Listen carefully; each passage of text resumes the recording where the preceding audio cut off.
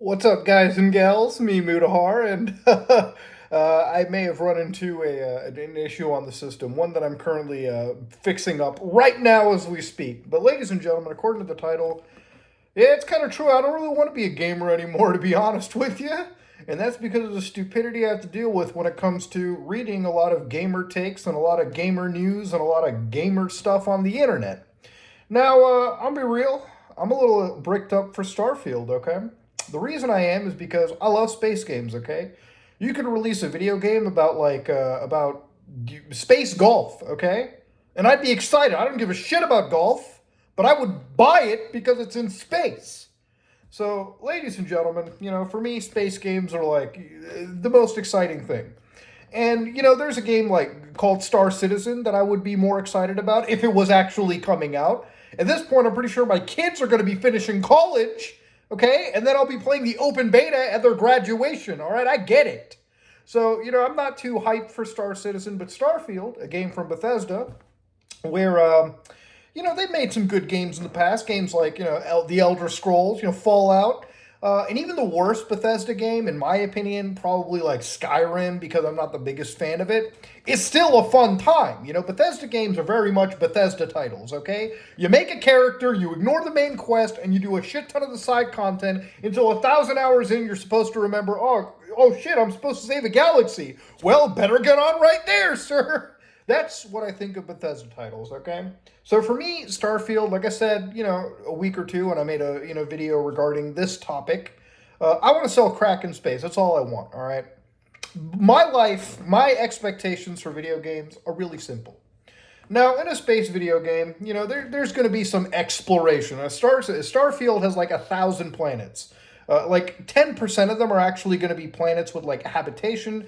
The other ones will not. Much like our actual solar system. In fact, if you look at not our solar system, if you look at our galaxy, less than 10% of the planets could possibly, host life. So it's brought a lot of questionable takes. For instance, there's been the console war that's sparked up again. The console jihadists coming out, defending either Sony, Nintendo, or PlayStation. When we all know the master console, is the iPhone 3G. Okay, that's pretty much where it's at. Infinity Blade, always amazing. Mafia Wars, the best crime game ever made. Now, obvious sarcasm aside, I look at this game as a bit of excitement. It's an Xbox game I'm ready for. Last time I was excited for an Xbox game was a long time ago. Okay, 2 presidencies ago. Okay, that's how bad it was. So Starfield is coming out, and there's been some takes. For one of the stupidest ones I ever read was some guy looked at a gas giant and wondered why you can't fly a spaceship or land on it. Now, motherfucker, I learned this shit at Nick Jr., okay? All right, TVO kids. Arthur, the magic school bus. You can't land on a gas giant, dumbass. Doesn't work that way, does it? You don't need me to tell you that. Okay, NASA, okay, tons of space agencies tell physics, mathematics, science, the shit that guides our world and lets us understand the intricacies of it, that tells you why you can't land on a gas giant, okay? So I wanted to start this off with a little bit of humor just because it was wild, it was goofy. The other thing I wanted to really talk about was obviously the game and limitations. Video games are not one to one recreations of life. You're going to come across actual gaming limitations. Now, one of the things I saw was the boundary drama yesterday on Starfield. Apparently, the game lets you land anywhere you want on a planet and it generates that location as a tile. Now, if you walk for 10 minutes in a straight line, the game will just launch you to an invisible wall. Okay, it'll be like, hey, get back in your ship, fly here so we can, in the background, generate another plot of land for you to explore out of this planet.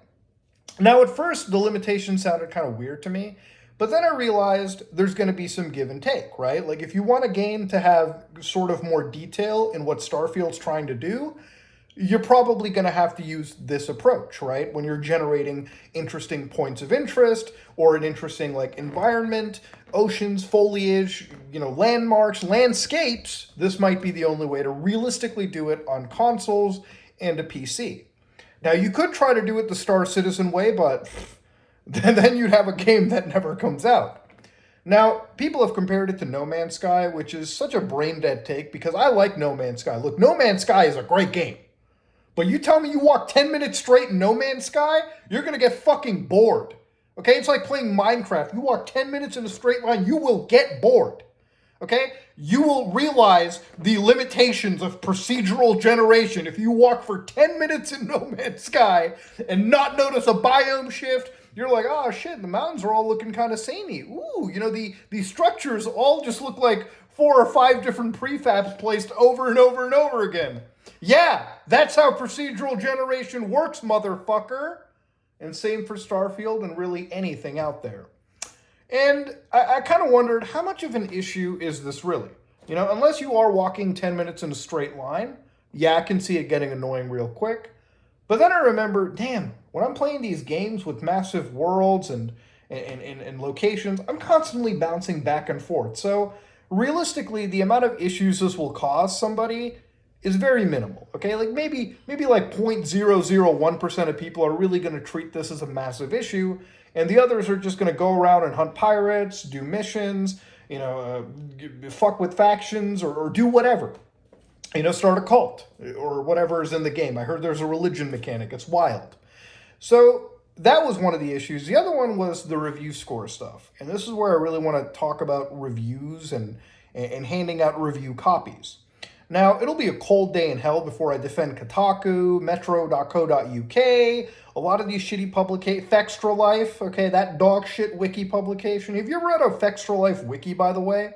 It's about the most shallow, bare-bones dog shit you can read. Hey man, do you want to know the top Dark Souls 3 builds? Sorcerer is the best. It'll shock you. Really? Thank you. You guys finally caught up with like Reddit new, all right? The new Reddit posts. Anyways, so some sites aren't getting review copies. Now I kind of look at this in a way where is Bethesda not handing it out or Microsoft not handing out these review copies? Because they're a bit worried about the game, right? Like, generally, when you give out a review copy, you give it like a month in advance so the reviewer can play the game and, come up with their opinions. And for games like Starfield or Baldur's Gate 3 or like these 300-hour long games sometimes, like these mega giant experiences, giving the game a 1 month ahead review is still nearly impossible, right? But anyways, review copies... It's totally up to the company to pick who they give a copy to or who they don't. Kotaku is blackballed by pretty much everybody because they're a shitty publication. So when they don't get review copies, we kind of get it, right? Now, review copies tend to have a situation where I feel like biases play a more acute, response to it. So for instance, if you hand out a review code to like Xbox Monthly, right, and they say Starfield's a great game, 10 out of 10, bit of a conflict of interest, right? Versus if you also give it out to like PlayStation, PlayStationLover.com. Starfield's awful. Todd Howard came and slapped my grandmother in the face. Obviously there's going to be biases, right? Publications will have biases. These are things that you cannot avoid. Now, when you're selective with your review copies and you're handing them out, that to me is a bit worrisome, okay? It's like, are you giving or curating who you give copies to because you think these publications are going to give you a 10 out of 10, a 9 out of 10, and make sure when your game drops, your Metacritic review score, basically the Rotten Tomatoes for video gaming, is going to be at like a 99 out of 100, okay? Is that what you're looking for? So you can put it on your advertising and throw it out.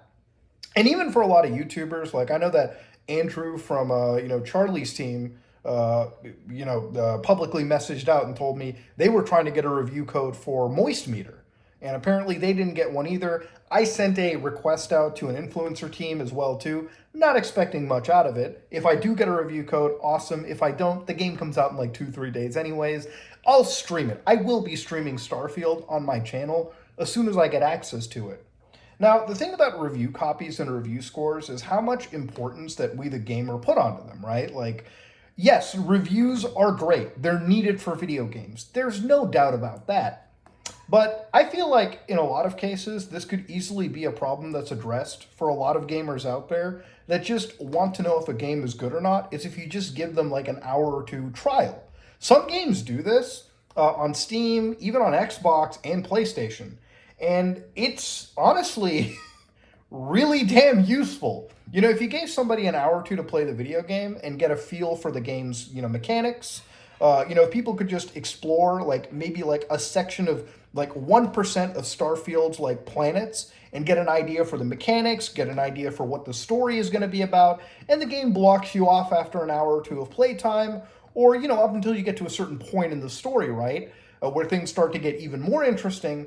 And then they'll say, hey, listen, pay us $60, right? Enjoy the game right there. We're getting to a period where games come out on discs and digital, right? So what I never understood is the pre-ordering mechanic, right? Like, yeah, there's going to be limited physical discs, whatever. But digital doesn't have a limit, guys. You don't have to pre-order a digital game. It's not like the file is going to be limited. Okay, you pay $60, they entitle you to download a file from a server. A file that is infinitely downloadable, okay? So why is it that instead of dealing with these reviews that people put so much of an onus on, right? Like a lot of these publications will do whatever they can to push out a review like minutes before the other, okay? Because it is that important to get a day one video of Starfield out before the game even launches.